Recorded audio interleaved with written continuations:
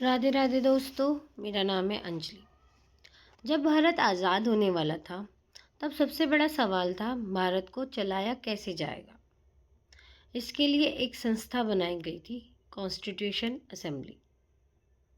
लेकिन क्या आप जानते थे कि इस असेंबली में कितने सदस्य थे, कितने मेंबर थे, उन्हें कैसे चुना गया था और किन किन नेताओं ने इसमें भाग लिया था।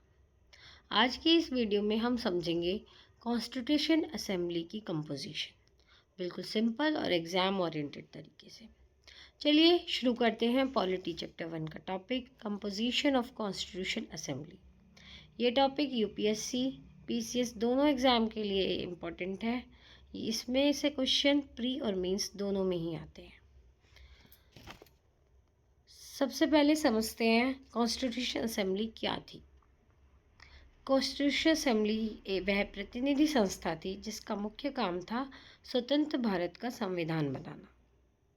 इसका गठन 1946 में कैबिनेट मिशन प्लान के आधार पर हुआ था। इस असेंबली में ब्रिटिश प्रोविंसेस के प्रतिनिधि और प्रिंसली स्टेट के प्रतिनिधि दोनों शामिल थे। इसका उद्देश्य था ऐसा संविधान बनाना जो भारत के लोगों की आकांक्षाओं, न्याय और लोकतंत्र को दर्शाए। अब सवाल आता है कि कॉन्स्टिट्यूशन असेंबली का कानूनी आधार क्या था।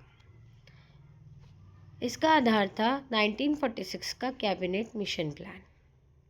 यही योजना भारत में संविधान निर्माण की प्रक्रिया शुरू करने के लिए बनाई गई थी। अब यहाँ दो महत्वपूर्ण बातें को समझना बहुत ज़रूरी है, जैसे इनडायरेक्ट इलेक्शन। कॉन्स्टिट्यूशन असेंबली के सदस्य सीधे जनता द्वारा नहीं चुने गए थे, बल्कि उन्हें चुना गया था प्रोविंशियल लेजिस्लेटिव असेंबली के सदस्यों द्वारा। इसलिए इसे इनडायरेक्ट इलेक्शन कहा जाता है। दूसरी है representation based on population. Cabinet mission plan के अनुसार हर प्रांत को असेंबली में सीटें दी गई थी। उसकी पॉपुलेशन के आधार पर सामान्य रूप से 10 लाख पॉपुलेशन पर एक सीट निर्धारित की गई। इससे यह सुनिश्चित किया गया करने की कोशिश की गई कि सबसे बड़ी आबादी वाले क्षेत्र पे अधिक प्रतिनिधि मिलेंगे। इस प्रकार कैबिनेट मिशन प्लान ने कॉन्स्टिट्यूशन असेंबली की स्थापना की, इनडायरेक्ट इलेक्शन की व्यवस्था की और पॉपुलेशन बेस्ड रिप्रेजेंटेशन सुनिश्चित किया। अब सवाल है कि कॉन्स्टिट्यूशन असेंबली में कुल कितने सदस्य थे। शुरुआत में इसकी कुल सदस्य की संख्या थी 389। फर्स्ट ब्रिटिश इंडियन प्रोविंसेस में 296 और प्रिंसली स्टेट में 93। टोटल थे 389 आफ्टर पार्टीशन ऑफ इंडिया। लेकिन 1947 के पार्टीशन के बाद मेंबर्स की संख्या 299 रह गई। प्रोविंसेस में 229, प्रिंसली स्टेट में 70। यानी एग्जाम के लिए याद रखें, बिफोर पार्टीशन 389, आफ्टर पार्टीशन 299। अब सबसे इंटरेस्टिंग बात, असेंबली के मेंबर्स सीधे जनता द्वारा इलेक्टेड नहीं थे। मेथड ऑफ इलेक्शन क्या था, जनता द्वारा इलेक्टेड नहीं थे। उन्हें इनडायरेक्ट इलेक्शन के माध्यम से चुना गया था। प्रोविंशियल लेजिस्लेटिव असेंबली के मेंबर्स ने इलेक्शन किया था। इलेक्शन सिस्टम था, उन्हें इनडायरेक्टली इलेक्शन के माध्यम से चुना गया था प्रोविंशियल लेजिस्लेटिव असेंबली के मेंबर्स के द्वारा।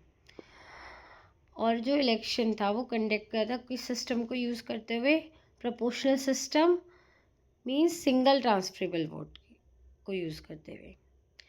इस सिस्टम ने एश्योर करा fair representation different political groups और कम्युनिटीज़ के लिए। अब आते हैं कम्युनिटी की क्या रिप्रेजेंटेशन थी।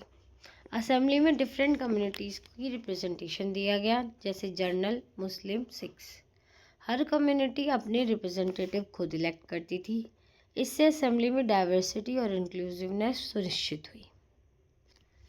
अब प्रिंसली स्टेट का क्या रिप्रेजेंटेशन था। प्रिंसली स्टेट के लिए 93 स्टेट रिजर्व थी। इन सीट पर मेंबर्स को स्टेट रूलर्स नॉमिनेट करते थे। शुरुआत में कई प्रिंसली स्टेट असेंबली में शामिल नहीं हुए थे, लेकिन बाद में धीरे धीरे अधिकांश स्टेट्स शामिल हो गए। अब आते हैं इम्पोर्टेंट लीडर्स पे। कॉन्स्टिट्यूशन असेंबली के इम्पोर्टेंट लीडर्स। भारत में कई महान लीडर्स शामिल थे, जैसे डॉक्टर राजेंद्र प्रसाद जो कि प्रेसिडेंट थे इस असेंबली के, डॉक्टर बी आर अम्बेडकर जो कि चेयरमैन थे ड्राफ्टिंग कमेटी के, जवाहरलाल नेहरू ऑब्जेक्टिव रेजोल्यूशन प्रस्तुत किया था, सरदार वल्लभ भाई पटेल कई महत्वपूर्ण कमेटी के चेयरमैन थे। इन नेताओं ने मिलकर भारत के कॉन्स्टिट्यूशनल फ्रेमवर्क को शेप दिया था। अब आता है हमारा nature of the constitution assembly. Constitution assembly की कुछ इंपॉर्टेंट कैरेक्टरिस्टिक्स भी थी। क्या क्या थी? ये एक रिप्रेजेंटेटिव बॉडी थी। इसमें कोई लीगल एक्सपर्ट और स्कॉलर्स शामिल थे। असेंबली में कॉन्स्टिट्यूशनल प्रोविज़न पर एक्सटेंसिव डिबेट हुए, इसलिए इसे एक डेमोक्रेटिक डेलिब्रेटिव बॉडी माना जाता है। अब आते हैं इसके क्रिटिसिज्म। हालांकि असेंबली बहुत महत्वपूर्ण थी, लेकिन इसकी कुछ क्रिटिसिज्म भी थी। इसे यूनिवर्स एडल्ट फ्रेंचाइज के आधार पर इलेक्ट नहीं किया गया था। महिलाओं की संख्या कम थी। कुछ प्रिंसली स्टेट शुरुआत में शामिल नहीं हुए थे, लेकिन इन लिमिटेशंस के बावजूद असेंबली ने सफलतापूर्वक कॉन्स्टिट्यूशन तैयार किया। अब आते हैं कॉन्स्टिट्यूशन असेंबली की कंपोजिशन के सिग्निफिकेंस। बहुत इम्पोर्टेंट थी क्योंकि इसमें ब्रॉड पॉलिटिकल रिप्रेजेंटेशन था। इसमें एक्सपीरियंस लीडर और कॉन्स्टिट्यूशन एक्सपर्ट शामिल थे। यह इंडियन सोसाइटी की डाइवर्सिटी को रिफ्लेक्ट करती थी। इसी कारण कॉन्स्टिट्यूशन मेकिंग प्रोसेस को वैधता और लोगों की स्वीकृति मिली। नेक्स्ट आता है मीन्स का value addition line. Value addition line. Constitution assembly represent the collective political wisdom of India. Constitution assembly जो है वो रिप्रेजेंट करता है कलेक्टिव पॉलिटिकल विजडम इंडिया की, और लीड करता है इंस्टीट्यूशनल फाउंडेशन। किसके लिए foundation? World largest democratic constitution के लिए। अब लास्ट में आते हैं हम कंक्लूजन पे। अंत में हम कह सकते हैं कि कॉन्स्टिट्यूशन असेंबली की कंपोजिशन ने इंडियन सोसाइटी की डाइवर्सिटी को रिफ्लेक्ट किया। कुछ लिमिटेशंस होने के बावजूद असेंबली ने सफलतापूर्वक एक ऐसा कॉन्स्टिट्यूशन बनाया जिसने डेमोक्रेसी, इक्वलिटी और जस्टिस की नींव रखी। नेक्स्ट हम देखते हैं कृष्णा टच। भगवद गीता में श्री कृष्ण कहते हैं कि हर व्यक्ति को धर्म और रिस्पॉन्सिबिलिटी के साथ कार्य करना चाहिए। इस प्रकार कॉन्स्टिट्यूशन असेंबली के मेंबर्स ने भी राष्ट्र के प्रति अपनी जिम्मेदारी निभाते हुए एक ऐसा संविधान बनाया जो कलेक्टिव वेलफेयर और जस्टिस को सुनिश्चित करता है। अब आ जाते हैं हम प्रीलिम्स के कुछ क्विक फैक्ट्स देखते हैं। फॉर्मेशन किस बेसिस पे हुआ?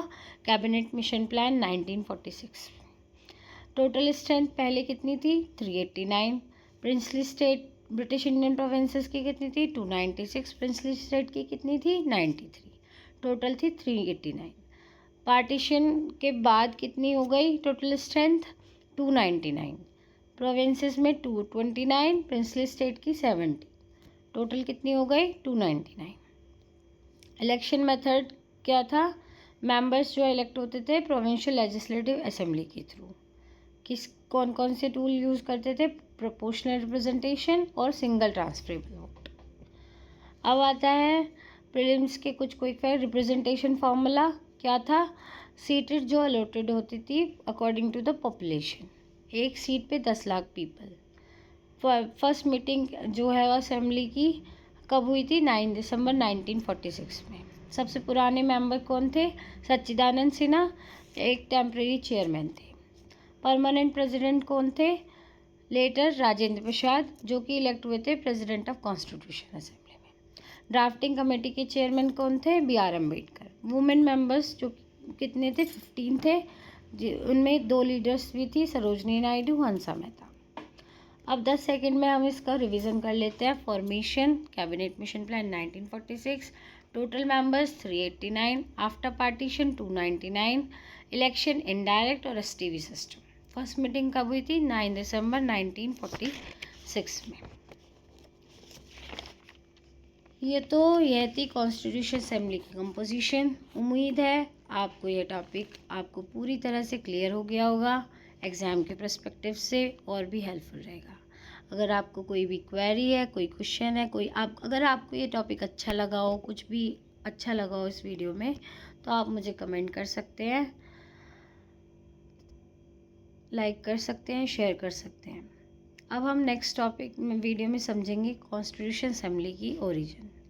थैंक यू दोस्तों। राधे राधे। जय श्री कृष्णा।